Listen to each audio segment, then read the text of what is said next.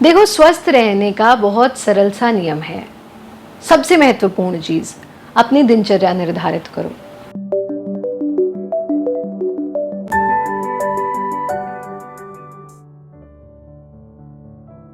समय पर सोना, समय पे जगना, समय पे भोजन करना, हर काम समय से होना चाहिए।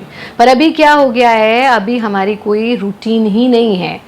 और कहते भी यंगस्टर्स तो, जब भूख लगी तो खा लिया, जब पेट में गुड़गुड़ हुई तो निकाल दिया, जब नींद आई तो सो गए, जब आँख खुली तो उठ गए, क्योंकि हमारे पास कोई बिगर ऑब्जेक्टिव ही नहीं है लाइफ में।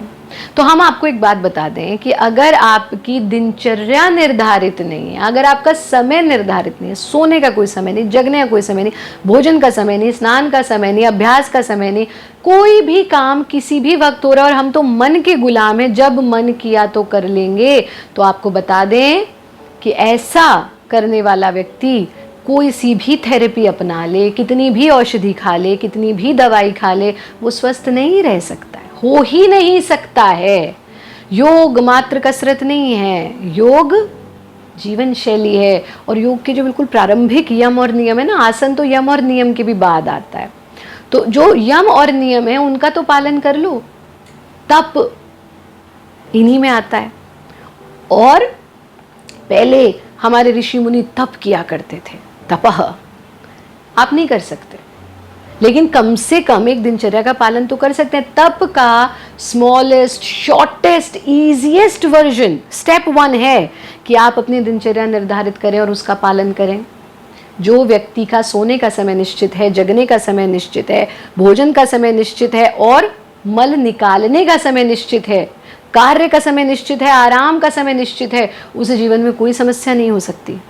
हमने आपसे कितनी बार पहले भी कितने डिस्कोर्सेज में ये बात शेयर करी, शाम कैसी होनी चाहिए, सुबह कैसी होनी चाहिए।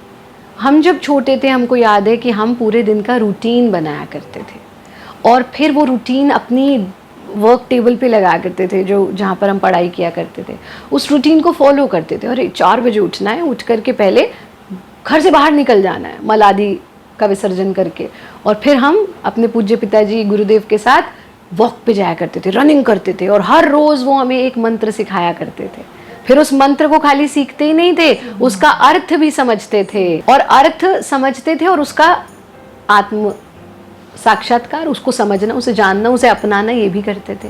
तो एक नियम अगर आप लोग अपना लें, ये समझिए कि योग दिवस आ रहा है ना, ये होमवर्क कर लो, अपना एक रूटीन बना लो। रूटीन बनाओ, उस रूटीन के अकॉर्डिंग पूरी दिनचर्या होनी चाहिए।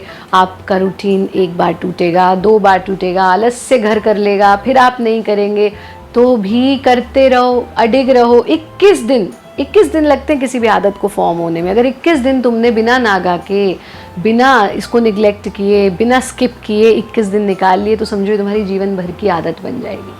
और जब जीवन भर की आदत बन जाएगी तो तुम आजीवन स्वस्थ रहोगे।